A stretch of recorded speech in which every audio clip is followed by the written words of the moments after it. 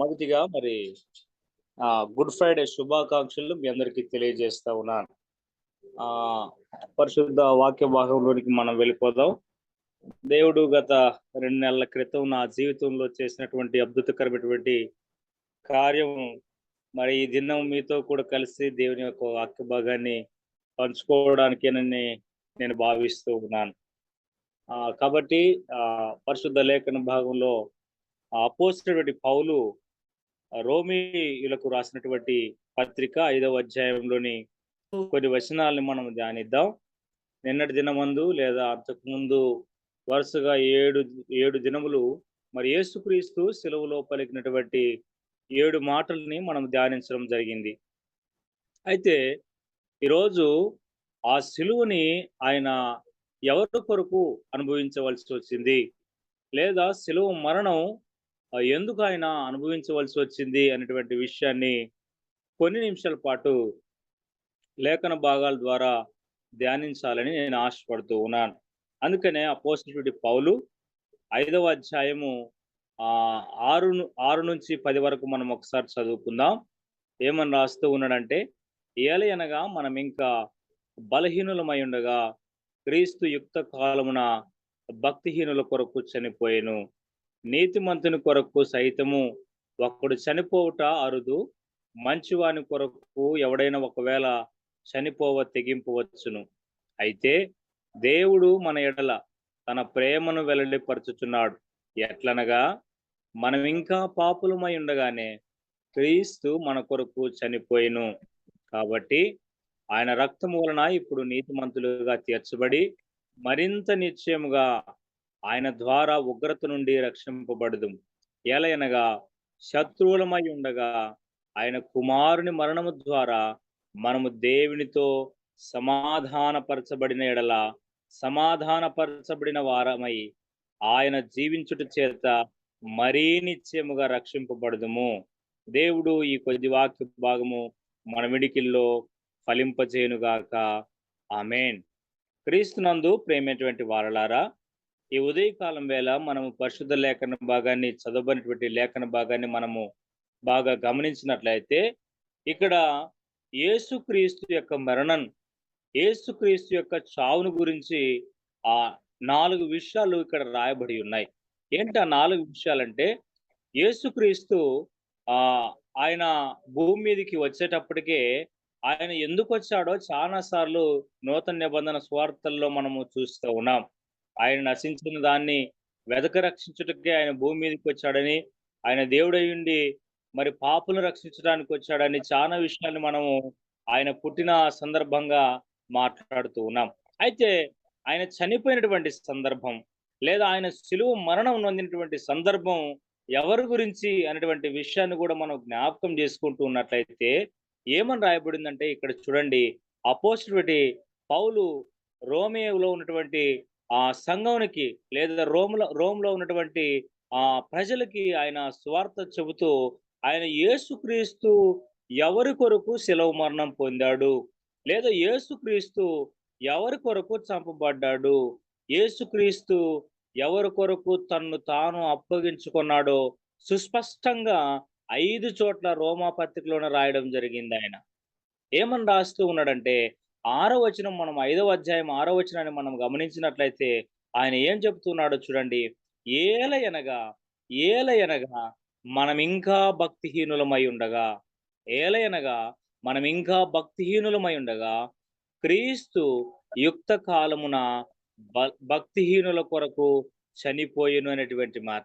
యేసుక్రీస్తు ఎవరి కొరకు చనిపోయాడు సిలువలో అని మనం గమనించినట్లయితే, ఈ లేఖన భాగం చెబుతూ ఉంది, మనమింకా బలహీనులమై ఉండగా క్రీస్తు మరి యుక్త కాలమున భక్తిహీనుల కొరకు చనిపోయినటువంటి మాట. యేసుక్రీస్తు ఈ భూమి మీద మరి 33.5 సంవత్సరములు జీవించినటువంటి ఆ చిన్న కాలం, లేదా 3.5 సంవత్సరములు క్రీస్తు తన యొక్క తండ్రి చిత్తాన్ని నెరవేర్చుటకు సువార్తీకరణలో పాలుభాగస్తుడై ఆయన దేవుని చిత్తానుసారంగా మరణించిండు. ఆయన ఎందుకు మరణించిండంటే భక్తిహీనుల కొరకు మరణించిండు. ఇంకా ఎవరి కొరకు మరణించిండంటే ఆయన బలహీనుల కొరకు మరణించిండు. అందుకనే ఆయన ఏమని మాట్లాడుతున్నాడు ఆయన భూమి మీద సంచరించేటప్పుడు అంటే, ఆయన గురించినటువంటి ప్రవచనము ఆయన బంధింపబడిన వారిని విడిపించుటకు ఆయన బందిగాను, ఆయన దోషిగాను, ఆయన మరణ శిక్షకు పాత్రుడుగాను ఆయన మరి అప్పగించబడినట్లు యెషయా గ్రంథము 53వ అధ్యాయంలో మనం చూడగలుగుతున్నాం. కాబట్టి ఈ లేఖన భాగాల ద్వారా మనం ఏమని అర్థం చేసుకోవాలంటే, మనము బలహీనులమైతే మన కోసం ఆయన మరణించాడని మనం గమనించాలి. నిజంగా మనం ఈ విషయాన్ని జ్ఞాపకం చేసుకుంటున్నప్పుడు క్రీస్తు మన బలహీనతల్లో కూడా మన కొరకు మరణించాడు. నిజమే కదా! మనం చాలా సార్లు ఆధ్యాత్మిక జీవిత, విశ్వాస జీవితాన్ని కొనసాగిస్తున్నప్పుడు మనకి శారీరక బలహీనతలు ఏవైనా కావచ్చు, మానసిక బలహీనతలు ఏవైనా కావచ్చు, ఆరోగ్య పరిస్థితులు ఏవైనా కావచ్చు. క్రీస్తు మనం ఇంకా బలహీనులై ఉండగా మన కోసం ఆయన మరణించాడన్నటువంటి విషయాన్ని జ్ఞాపకం చేస్తూ ఉన్నాను. క్రీస్తు యుక్త కాలమున భక్తిహీనుల కొరకు మరణించెను లేదా చనిపోయెను అనేటువంటి మాటను మనం ఇక్కడ చూస్తున్నాం. భక్తిహీనులంటే ఎవరు? భక్తిహీనులంటే క్రీస్తుని ఎరగని వారు అనేటువంటి ఒక భావననిచ్చే అర్థాన్ని మనం చూడవచ్చు. లేదా భక్తిహీనులంటే యేసుక్రీస్తు దేవుడని అంగీకరించినప్పటికీ, యేసుక్రీస్తు దేవుడని తెలిసినప్పటికీ, ఆయన ఆజ్ఞల అనుసారంగా జీవించిన వారు, ఆయన ఇష్టానుసారంగా జీవించిన వారు భక్తిహీనులుగా, నామకార్థపు క్రైస్తవులు భక్తిహీనులుగా మనము చూడవచ్చు. కాబట్టి ఈ ఉదయకాలం వేళ యేసుక్రీస్తు ఎలాంటి వారి కొరకు మరణించాడు, ఎలాంటి వారి కొరకు ఆయన చనిపోయాడు కల్వరి శిలువలో అంటే, భక్తిహీనుల కొరకే ఆయన చనిపోయాడు అనేటువంటి విషయం. ఇంకా అంత మాత్రమే కాదు, ఆ 7వ వచనాన్ని మనం గమనిస్తే, నీతిమంతుని కొరకు ఒకడు చనిపోవుట అరుదు, మంచివాని కొరకు ఎవరైనా ఒకవేళ తెగింపవచ్చును. అయితే దేవుడు మన ఎడల తన ప్రేమను వెల్లడిపడుచుచున్నాడు. అంటే 7వ వచనాన్ని బట్టి మనం ఏమర్థం చేసుకోవాలంటే, యేసుక్రీస్తు ఎవరి కోసం చనిపోయాడని మనం అర్థం చేసుకోవాలని మనం గమనించినట్లయితే 7వ వచనంలో మంచివాని కొరకు సైతం ఎవడైనా ఒకడు చనిపోవడానికి సిద్ధపడతాడు. లేదా ఏమి చేయడానికైనా తెగిస్తాడు. అయితే చెడ్డవాని కొరకు ఎవరు కూడా మంచి చేయడానికి ఎవరు కూడా ప్రయత్నం చేయరు. లేదా నీతిమంతుని కొరకు ఎవరైనా ఏమైనా చేయడానికి సిద్ధపడతారు గానీ, ఓ అనీతిమంతుని కొరకు ఎవరు కూడా ఏమి చేయడానికి ముందుకు రాలేరు అనేటువంటి విషయాన్ని ఇక్కడ మనకు అర్థం చేస్తా ఉంది. అంటే దీన్ని బట్టి మనం అర్థం చేసుకోవాల్సింది ఏముంది అంటే, అనీతిమంతుల కొరకు ఆయన మరి మరణించినట్లు మనం గమనించాలి. కాబట్టి పరిశుద్ధ లేఖన భాగంలో అపోజిట్ పౌలు తన తన యొక్క స్వార్థలలో మరి తన యొక్క పత్రికలలో రాస్తూ ఏమిటంటే, నీతిమంతుడు ఒక్కడును లేడు, మరి భూమి మీద లేడు అనేటువంటి విషయాన్ని ఆయన ప్రస్తావిస్తూ ఉన్నాడు. కాబట్టి అనీతిమంతులమైనటువంటి మానవుల కొరకు ఆయన కల్వరి శిలువలో మరణించాడు అనేటువంటి విషయాన్ని మనం జ్ఞాపకం చేసుకోవాలని ఈ లేఖన భాగం ద్వారా మరి మనకు అర్థమవుతా ఉంది. ఇక 8వ వచనాన్ని మనం గమనించినట్లయితే, అయితే దేవుడు మన ఎడల తన ప్రేమడు ఎట్లని ఇంకా పాపులమై ఉండగానే క్రీస్తు మన కొరకు చనిపోయినటువంటి మాటను మనం చూస్తూ ఉన్నాం అక్కడ. ఇంకా ఏమని మాట్లాడుతూ ఉంటే, ఎట్లనగా మనం ఇంకా పాపులమై క్రీస్తు మన కదా పాపులము అనేటువంటి మాట. క్రీస్తు పరిశుద్ధుడు, పరిశుద్ధులుగా మనల్ని తీర్చడానికి పాపంలో ఉన్నటువంటి సర్వమానవాళి కొరకు ఆయన మరణించాడు కలువరి శిలువలో అనేటువంటి విషయాన్ని జ్ఞాపకం చేస్తా ఉన్నాను. అందుకనే మరి మనం ఇంకా చాలా మందిమి క్రీస్తుని వ్యక్తిగతంగా మరి అంగీకరించలేక చాలా మంది కేవలం నోటితో మాత్రమే ఆయన్ని మహింపరుస్తూ, ఆరాధిస్తూ కొనసాగిస్తూ ఉన్నామేమో. ఇంకా సంపూర్ణమైనటువంటి భక్తి జీవితాన్ని, రక్షణ అనుభవాన్ని మనం పొందకపోతే, మనం ఇంకా దేవునికి వ్యతిరేకమైనటువంటి కార్యాలు చేస్తున్న వారమైతే ఏమని అర్థం చేసుకోవాలంటే, మన పాపములను బట్టి ఆయన సిలువలో మన కొరకే చనిపోయెను అని మనం అర్థం చేసుకోవాలి. మన కొరకే అనే దానికంటే కూడా మొదటిగా నా కొరకే మరణించాడు అనేటువంటి విషయాన్ని మనం జ్ఞాపకం చేసుకోవాలి. ఈ యొక్క గుడ్ ఫ్రైడే సందర్భంగానైనా అనేటువంటి విషయాన్ని నేను జ్ఞాపకం చేస్తూ ఉన్నాను. కాబట్టి క్రీస్తు పాపులమై ఉండగా, నేను పాపినై ఉండగా నా కొరకు ఆయన చనిపోయాడు అని. మనమింకా పాపులమై ఉండగా మన కోసం క్రీస్తు చనిపోయేటటువంటి విషయం ఈ లేఖన భాగం ద్వారా మనకు అర్థమవుతుంది. కాబట్టి 9, 10 వచనాలు మనం ఇంకా జ్ఞాపకం చేసుకుంటూ ఉన్నట్లయితే ఏమని రాయబడిందంటే, కాబట్టి ఆయన రక్తము వలన మనము ఆయన రక్తం వలన ఇప్పుడు నీతిమంతులుగా తీర్చబడి మరింత నిత్యముగా ఆయన ద్వారా ఉగ్రత నుంచి రక్షించబడిన వారము. ఆయన యొక్క నీతిమంతుని నీతిమంతులుగా మనం తీర్చబడడానికి ఆయన మరి సిలువలో మరణించినట్లు మనం జ్ఞాపకం చేసుకోవాలి. కాబట్టి ఈ యొక్క ఉదయకాలం వేళ ఈ లేఖన భాగాన్ని ధ్యానిస్తూ ఉండగా, ఈ సహవాసంలో మనం ఉంటూ ఉండగా, యేసుక్రీస్తు యొక్క మరణం అనేటువంటిది ఎందువలన జరిగిందో మనము ఈ లేఖన భాగాల ద్వారా అర్థం చేసుకోవాలి. మరి మనం ఇంకా బలహీనులమై ఉన్నామేమో ఒకసారి జ్ఞాపకం చేసుకోవాలి. ఇక మనం భక్తిహీనుల జాబితాలో ఉన్నామేమో ఒకసారి జ్ఞాపకం చేసుకోవాలి. లేదా మనము నీతిమత్వాన్ని మనం పోగొట్టుకున్నటువంటి వారుగా ఉన్నామేమో మనల్ని మనము జ్ఞాపకం చేసుకోవాలి. ఇక లేదా మనం ఇంకా పాపులమై ఉన్నామేమో మనం జ్ఞాపకం చేసుకోవాలి. ఒకవేళ వాటన్నిటి జాబితాలో మనం లేకపోతే మనం ధన్యులు అనేటువంటి విషయాన్ని జ్ఞాపకం చేస్తున్నాను. ఒకవేళ వాటన్నిటి నుంచి మనం విడిపించబడ్డానికే యేసుక్రీస్తు రక్తం ద్వారా, యేసుక్రీస్తు మరణం ద్వారా మనం నీతిమంతులుగా తీర్చబడ్డానికి ఇది మరొక అవకాశం అనేటువంటి విషయం ఈ లేఖన భాగం మనతో మాట్లాడుతూ ఉంది. లేదా మనల్ని మనం సరిచేసుకోవాలనేటువంటి విషయం మనకు అర్థమవుతూ ఉంది అనేటువంటి విషయాన్ని జ్ఞాపకం చేస్తూ ఉన్నాను. 10వ వచనాన్ని మనం జ్ఞాపకం చేసుకున్నట్లయితే, ఏలయనగా శత్రువులమై ఉండగా ఆయన కుమారుని మరణం ద్వారా మనము దేవునితో సమాధానపరచబడిన ఎడల సమాధానపరచబడిన వారమై ఆయన జీవించుట చేత మరీ నిత్యముగా రక్షించబడదుము అని రాస్తూ ఉన్నాడు. ఇంకా ఎందుకు ఆయన కలవరి సిలువలో మరణించవలసి వచ్చిందో మాట్లాడుతూ రోమా గ్రంథకర్త ఈ విధంగా మాట్లాడుతూ ఉన్నాడు. ఏమని మాట్లాడుతూ ఉన్నాడంటే, ఏలయనగా శత్రువులమై ఉండగా ఎవరికి శత్రువులం మనం అంటే, యేసుక్రీస్తుకి మనం శత్రువులుగా ఉన్నట్లయితే మన కోసం సైతం ఆయన మరణించాడని జ్ఞాపకం చేస్తూ అందుకని ఆయన ఏమంటున్నాడంటే, ఏలయనగా శత్రువులమై ఉండగా ఆయన కుమారుని మరణం ద్వారా మనల్ని సమాధానపరచడానికి, ఆయన మరణం ద్వారా మనము సమాధానపరచబడడానికి ఆయన కల్వరి సిలువలో ఆయన మరణించాడని ఈ గ్రంథకర్త మాట్లాడుతూ ఉన్నాడు. కాబట్టి క్రీస్తునందు ప్రేమైనటువంటి వారలారా, మనం శత్రులుగా ఉండడం అంటే ఏమి అంటే, యేసుక్రీస్తుకు ఇష్టం లేనటువంటి పనులు లేదా యేసుక్రీస్తుకు వ్యతిరేకమైనటువంటి పనుల్ని మనం ఎప్పుడైతే మన జీవితంలో మనం కొనసాగిస్తామో ఆయనకు మనం శత్రులుగా ఉన్నాం కదా. ఆదిలో ఆదాము ఆయన మరి ఏదైనా తోటలో మరి ఆయన అప్పగించినటువంటి తన పనిని తాను నిర్వర్తిస్తూ ఉన్నప్పుడు దేవుడు ప్రతిరోజు సహవాసం చేసేవాడు.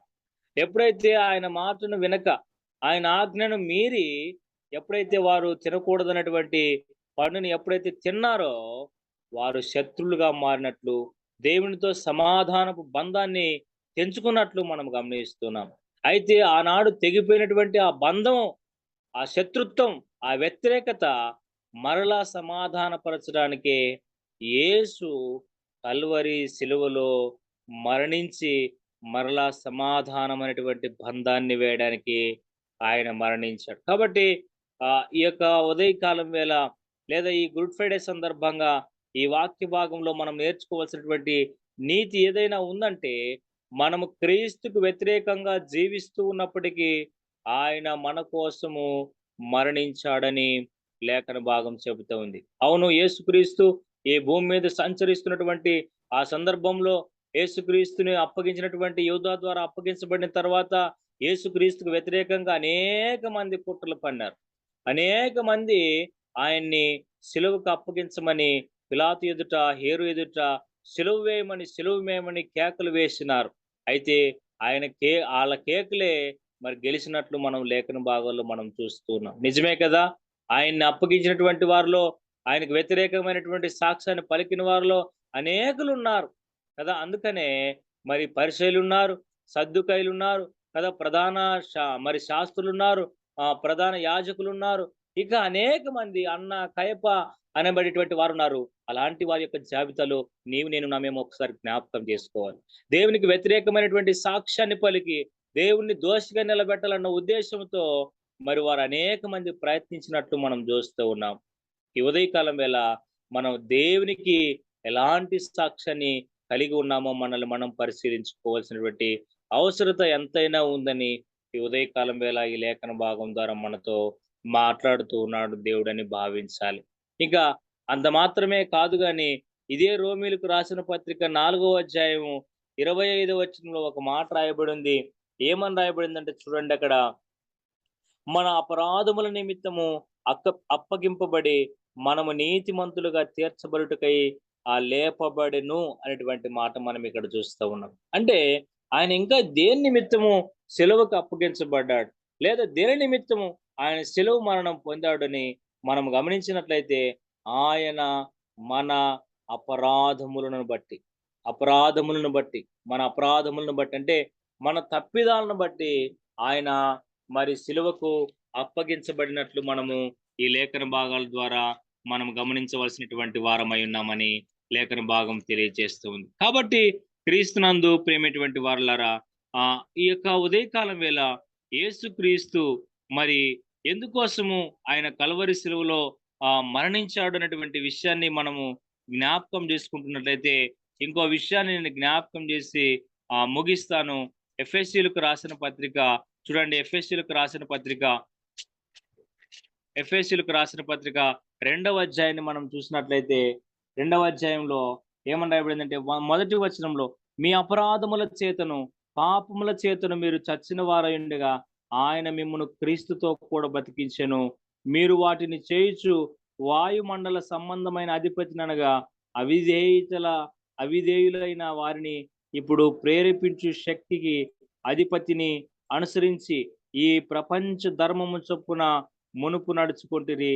వారితో కలిసి మనమందరము శరీరము యొక్కయు మనసు యొక్కయు కోరికలు నెరవేర్చుచు మన శరీరాశలను అనుసరించి మునుపు ప్రవర్తించుచు కడమ వారి వలనే స్వభావ సిద్ధముగా దైవోగ్రతకు పాత్రులమై ఉంటిమి.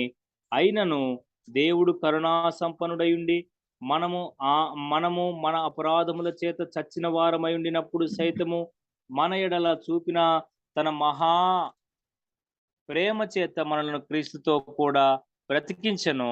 కృప చేత మీరు రక్షించబడి ఉన్నారు అనేటువంటి మాట ఇక్కడ రాయబడింది. ఇంకా మనం మరి ఇంకా దేవుని ఉగ్రత చేత పాత్రులమై ఉన్నప్పుడు మనల్ని ఆయన కరుణ చేత, మన అపరాధముల చేత మనం చచ్చిన వారమై ఉన్నప్పుడు, మన యొక్క పాపముల చేత మనం చచ్చిన వారమై ఉన్నప్పుడు మనల్ని తన కృప చేత ఏం చేసినట్టే తన మహా కృప చేత ఆయన మనల్ని రక్షించినట్లు మనం ఇక్కడ మనము చూస్తూ ఉన్నాం. ఇక అంత మాత్రమే కాకుండా ఎఫెసీయులకు రాసిన పత్రిక 5వ అధ్యాయాన్ని మనం గమనించినట్లయితే 27వ వచనాన్ని మనం చూసినట్లయితే ఇక్కడ రాయబడినటువంటి మాటను చూడండి ఒకసారి.